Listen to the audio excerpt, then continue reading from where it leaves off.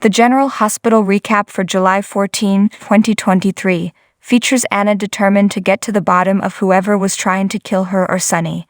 In this episode, Anna, Dante, and Sonny went over the Metro Court shooting case, while victim Curtis remained on a ventilator. Molly and Christina had it out over Christina's surrogacy idea, while Alexis tried to get Sonny to talk to their daughter about her latest thoughts. Finally, Gladys did her best to make Sasha look bad, while Sam and Mac wondered if they could rescue Cody from Selena. Now let's dig a little deeper into the details. Dante, Dominic Zamprogna, found a man lurking outside Anna's front door, but Anna, Finola Hughes, didn't recognize him at all. However, Dante soon realized he was one of Sonny's, Morris Bernard, henchmen, and Anna realized Sonny had sent someone to protect her. She explained to Dante that she thought she might be who the shooter was after at the Metro Court. Dante and Anna then brainstormed about the weapon that was used, leading Dante to reveal he was actually able to trace it because the WSB had already confiscated it in 2021, but now it was somehow back in use. Anna was even more alarmed to learn that the shooter had WSB ties and wondered if the Bureau wanted her dead. Sonny then popped in and admitted that yes, he did have someone watching Anna, and he wasn't sorry about it. Dante asked his dad the ultimate question: is there any reason the WSB would want him dead? Sonny had no answers, but Anna thought the WSB would never attempt a public assassination on her like that. However, Anna couldn't stop fighting crime and suggested that she become bait to lure out the shooter. The Ashford clan was thrilled to learn that Curtis, Donald Turner, survived the surgery, but the doctor warned the bullet had done a lot of damage, and they weren't sure of his prognosis. They gathered outside Curtis's room to pray, and when one family member was allowed to go in, Trina, Tabiana Ali, was the one to do it. Sadly, Trina had a panic attack looking at her new dad in such a state. So Portia, Brooke Kerr, sat with Curtis instead and begged him to wake up. As she talked about how much she loved him and why, she begged him to open his eyes, but Curtis remained still.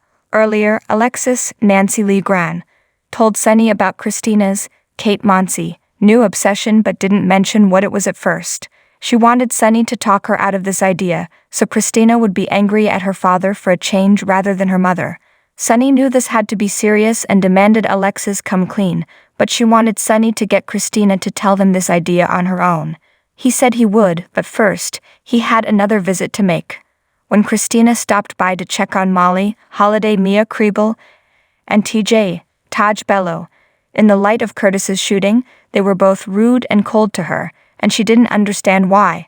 When Christina asked Molly what was going on, Molly just snapped at her sister that not everything was about her. Molly finally confessed she overheard Christina talking about being her surrogate. Molly just thought of it as Christina giving TJ a baby since she can't.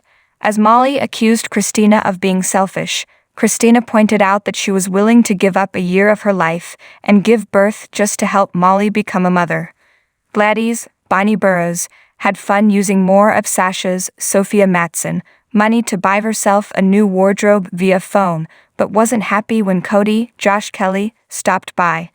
Gladys was distressed to learn that Sasha had called Cody when she was arrested, so she decided to make him look bad by pointing out he didn't run to the PCPD, but she did. Cody and Gladys proceeded to bicker, and Sasha confessed she was not even sure why she called Cody, but then asked to talk to him alone.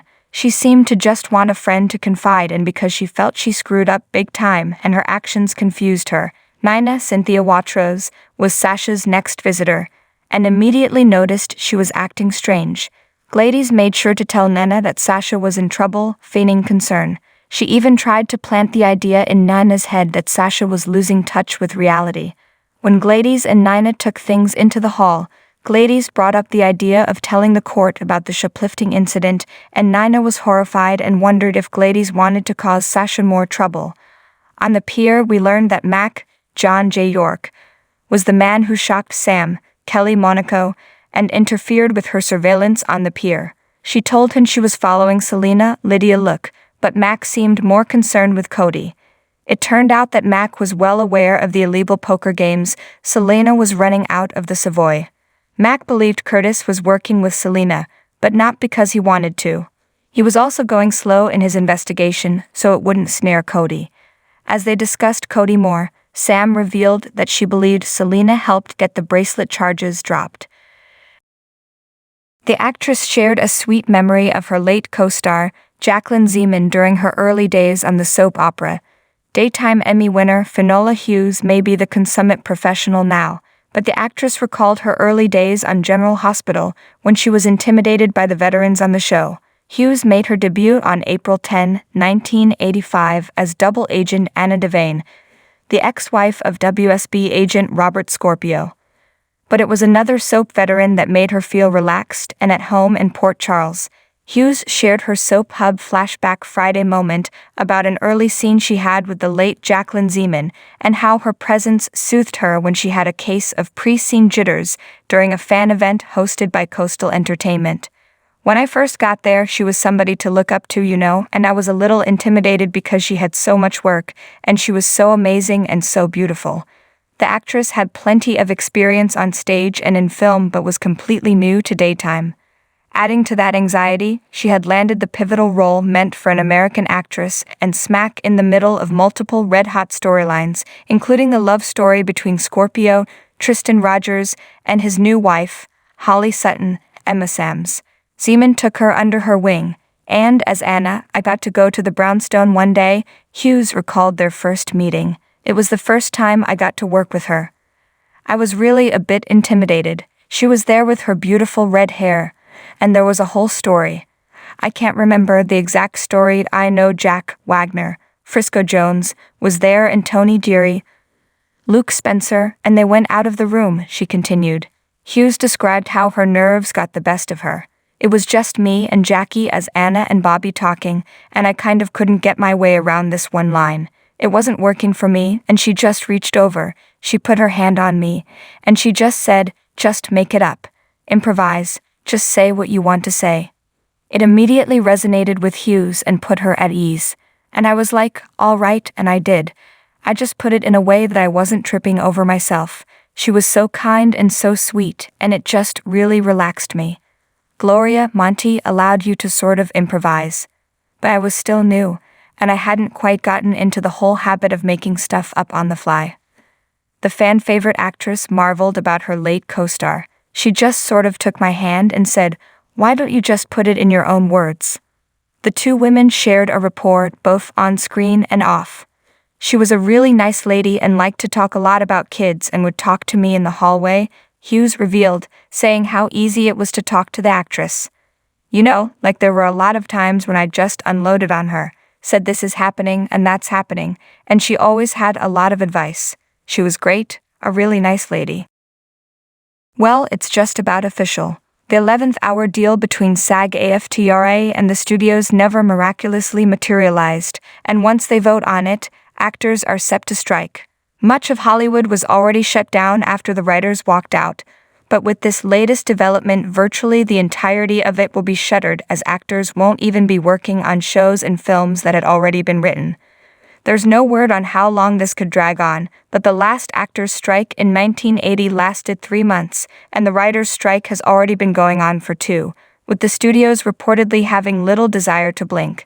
Television is about to once again become dominated by reality television, game shows, and news programs. While streaming services likely have a number of shows finished to trot out as needed, if this drags on long enough, pretty much everything will stop. Everything, that is, except for daytime. Thanks to operating under a different code, daytime actors are a part of SAG-AFTRA who will continue to work through the strike. And we already know that they're going forward through the writers' strike as well. That means that just about the only scripted television that'll remain through this will be soap operas. And that could be a saving grace in all of this. Reality TV may be popular, but when that's all that's left, folks are bound to get tired of it. It just doesn't provide the same escape as scripted television. That's why the networks are likely also going to rely on reruns of their scripted programming to fill their primetime slots. And that's all well and good, but why not shake things up a little and rerun the soaps in the primetime slots as well? That's daily programming that's already being produced that can provide uninterrupted news stories for new eyes.